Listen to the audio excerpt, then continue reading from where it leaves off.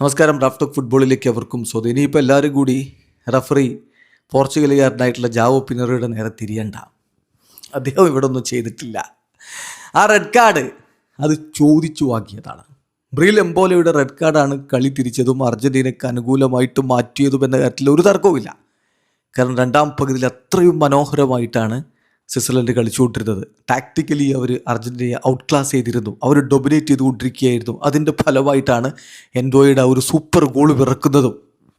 പിന്നെയോ തൊട്ട് പിന്നാലെയല്ലേ ഈ മാഡ്നസ് ചെയ്തത്.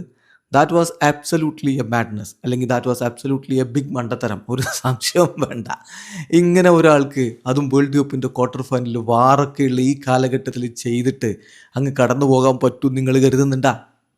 അല്ലെങ്കിൽ പുതിയ റൂളുണ്ട് യെല്ലോ കാർഡുമായൊക്കെ ബന്ധപ്പെട്ടിട്ട്. സെക്കൻഡ് യെല്ലോ കാർഡിൻ്റെ ഘട്ടത്തിൽ വാറിന് ഇടപെടാം എന്നുള്ളത് ഈ വേൾഡ് കപ്പിന് മുമ്പ് തന്നെ അവതരിപ്പിച്ച പുതിയ റൂളിൽ നിങ്ങൾക്കറിയാലോ. നമ്മളതൊക്കെ നേരത്തെ വീഡിയോ ഇതാണ്. ഇവിടെ സംഭവിച്ചത് അത് തന്നെയാണ്.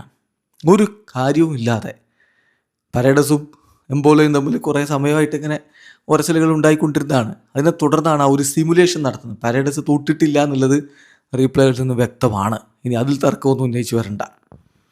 ഇവിടെ ആദ്യം റഫറിക്ക് ഐഡൻറ്റിറ്റി അദ്ദേഹം തെറ്റായിട്ട് തിരിച്ചിട്ട് അത് ഐഡൻറ്റിറ്റി മിസ്റ്റേക്ക് ഉണ്ടായിട്ട് അത് യെല്ലോ കാർഡ് കൊടുക്കുന്നു ലിയാൻഡ്രോ പരേഡസിന്. എന്തിന്? അപ്പോഴാണ് വാറിൻ്റെ ഇൻ്റർവെൻഷൻ വരുന്നതും. റഫറി പോയി നോക്കുമ്പോൾ ഇമാതിരി ഒരു സിമുലേഷൻ. എടോ, വേൾഡ് കപ്പിൻ്റെ ക്വാർട്ടർ ഫൈനലാണിത്.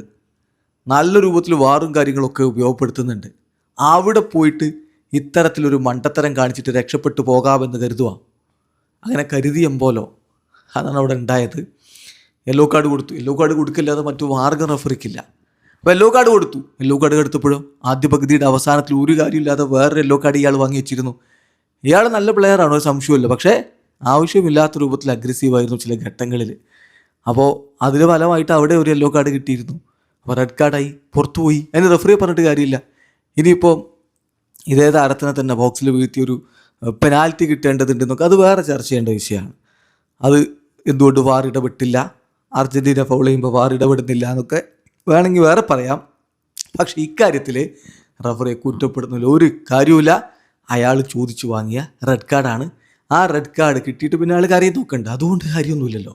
10 പേരായിട്ട് ചുരുക്കിയിട്ട് പിന്നെ അവർ എക്സ്ട്രാ ടൈം വരെ എത്തിച്ച് തന്നെ വലിയ കാര്യം എന്ന് വെച്ചോ. കാരണം 10 പേരായിട്ട് ചുരുക്കി വേൾഡ് കപ്പിൻ്റെ ഒരു ക്വാർട്ടർ ഫൈനലിൽ പിടിച്ചിരിക്കാൻ പറ്റുന്നത് കരുതുന്നുണ്ടാ? സോ ഈ റഫറിയെ വെറുതെ വിട്ടേക്ക്. വീഡിയോ അവസാനിക്കുന്ന ഫുട്ബോൾ ലോകത്തെ കൂടുതൽ വിശേഷങ്ങളുമായി റാഫ് ടോക്സിൽ എത്താം.